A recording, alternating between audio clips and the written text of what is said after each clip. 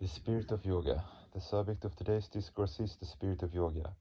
What is yoga? There are so many interpretations and so many explanations and amplifications regarding yoga. The great philosopher Patanjali says, Yoga Chitta Vritta Nirodha. Nirodha means suspension of all psychic propensities. The word yoga comes from the Sanskrit root verb yuj plus gain suffix, where the root verb is yuj. Here yoga means addition. 2 plus 2 equals 4. This is addition. This interpretation has nothing to do with the meaning of the word yoga. The human mind has got 50 propensities under normal conditions, and each and every propensity has got its own vibrational existence. Due to those 50 vibrational existences or expressions, there are 50 letters in the Vedic alphabetical order, from A, the first letter, to Ksha, the last letter. There are 50 letters, and they are known as Akshamala, the garland of 50 letters, because each and every vibrational expression has got not only its acoustic value, but it also has got a special color. That is why these 50 letters are not only known as Akshamala, they are also known as Varnamala, i.e., they are the collection of Varnas or colors. In the case of the suspension of certain propensities, there remains no acoustic expression, and there is no expression of color or any other inference. The root meaning of yoga is not only addition, but it has got a subtler meaning as well. When the word yoga is derived from the root verb yunj plus gain, not yuji, but yunj, in that case, the meaning is not addition, but unification. Here we see that as per interpretation of Yoga Chitta Vritta Nirodha, there is neither addition nor unification. Chitta Vritta Nirodha means suspension of mental propensities, i.e., 50 propensities under normal condition and 1000 propensities under abnormal conditions. If all those propensities are suspended, what remains there? There remains no universe of acoustics, no universe of colors, nor any other universe. And not only that, due to the absence of propensities, the desire, the longing to become one with something also vanishes. So this meaning is not acceptable to us. Yoga Chitta Vritta Nirodha is a defective explanation or interpretation of, quote, yoga. A spiritual aspirant cannot accept such an interpretation. Now, some of the other yogis say that yoga is not Chitta Vritta Nirodha, but it is Sarvashinta Parityago Nishinto Yoga Ushate, i.e., where there is no thought wave, Shinta, i.e., where there is no flow in the mind becomes movementless. It remains in a state of composure, that is, a state of Nishinta.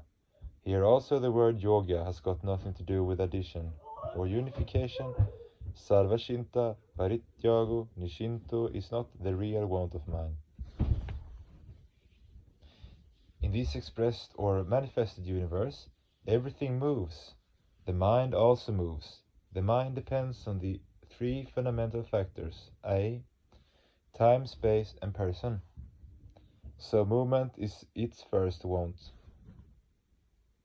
Then how can we shake its flow? Even in the expressed form of Paramapurusha, there is movement, there is the flow of love and compassion.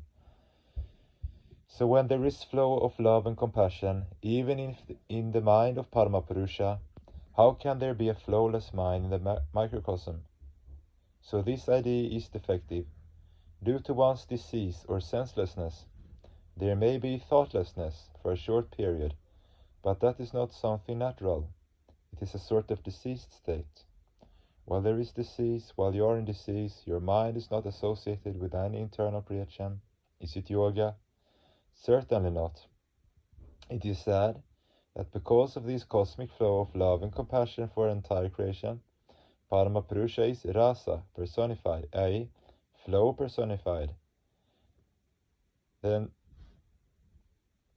the eternal flow personified. Rasaha vae saha. That is why it is said that his movement of love and compassion for all created beings is the Rasa Lila, the Rasa Sagara, and every living entity, every animate and inanimate entity is dancing according to the flow of that Rasa, according to the vibrational expression of that Rasa. This is the Rasa Lila of Bhagavan. Then how can there be Nishinta in the human mind? So this explanation of yoga by the other yogis is also fundamentally defective. A spiritual aspirant cannot accept it. Now let us see, what is the explanation of yoga by the spiritual aspirants or bhaktas? As per the definition by the bhaktas, yoga means sam yoga, yoga ityuktaha jivatma paramatmanaha. The unification of jivatma, I, unit consciousness, with Paramatma, I, Paramapurusha, is yoga. Here, if we take the meaning of yoga as derived from the verb yuj, addition, the purpose is served. Unit becomes one with the cosmic, and if the meaning of yuj is accepted, the explanation is still more correct, because when the aspirant becomes one with the supreme entity, there remains no separated entity of the unit with the supreme entity. One is fully unified, just like sugar and water making sharbat. So the explanation of yoga by devotees or bhakti margis is acceptable. The explanation by the Seshvara Samkhya or by other yogis are defective. When yoga means addition or unification, there must be two entities, the devotee and his lord.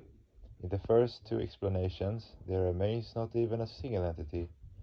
So the unification of whom, by whom, with whom, there is no clear explanation, no clear implication.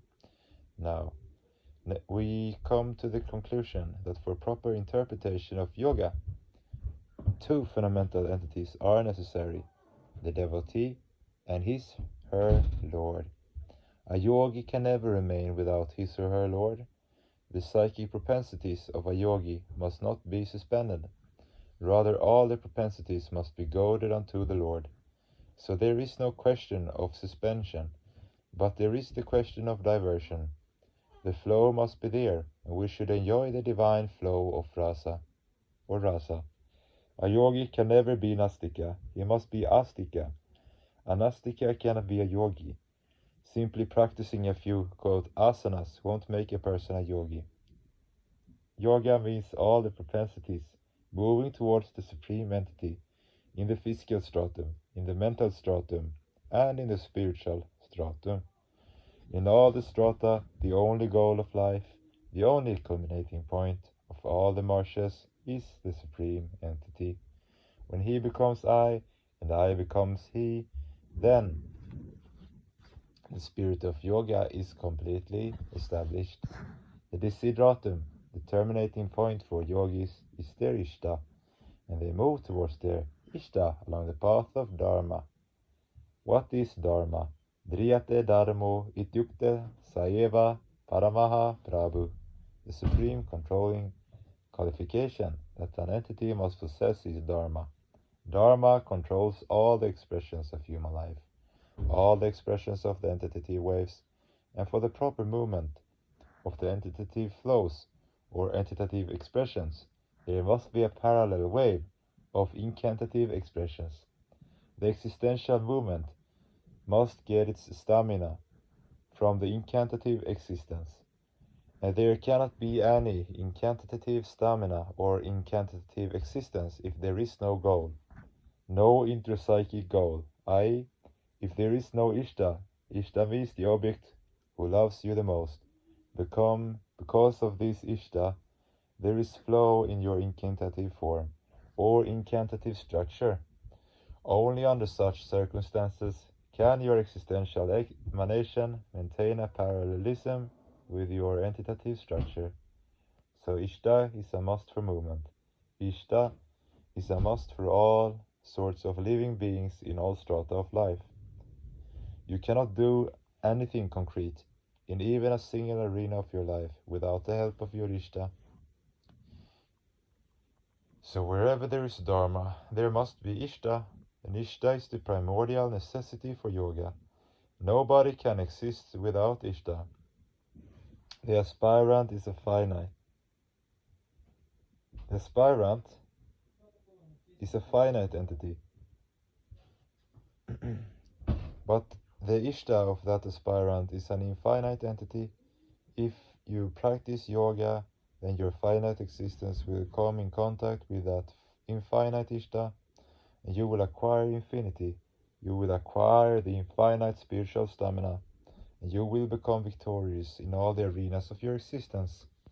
So the wise people, the true yogis, should realize it clearly and definitely that their entitative existence, along with the entitative force of their Ishta, moves towards the supreme goal.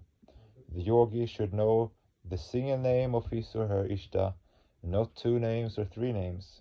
Wherever the Ishta is singular entity in name, form, and idea, in ideation and also in ideology, success is sure.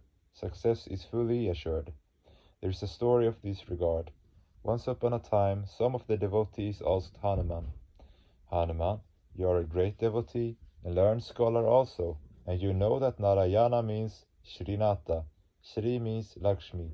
Srinata means Narayana. Srinata, i.e. Lakshminata, Narayana and Janakinata, i.e. Rama, are the same entity. But you never take the name of Narayana. Why? Hanuman said, Shrinate Janakinate Shavedaha Paramatmani Tatapi Mama Sarva Svaha Ramaha Kamala Loshanaha. You know, fundamentally, there is no difference between Narayana and Rama. Nara means Prakriti. Ayana means shelter. Narayana means shelter of Prakriti, i.e. cognitive Purusha, and Rama, Ram plus Gaun equals Rama, i.e. the most attractive entity of the entire cosmos is Parama Purusha. I also know, said Hanuman, that there is no fundamental difference between Rama and Narayana. But you know, my goal is a singular entity, singular in name, singular in idea, ideology, and ideation. Rama is my everything. I don't know any Narayana. You are all spiritual aspirants. You are yogis, and you should know that the only interpretation of yoga is Samyoga Yoga Ityukto Jivatma Paramatmanaha. All other interpretations are baseless, and you should also remember that for your movement towards Ishta, you have only to practice. Your unification with your Ishta is your only goal, the final desideratum of all the flows of your psychic propensities. The question of suspension of psychic propensities does not arise. 15th of July 1979 DMC, and Kulam.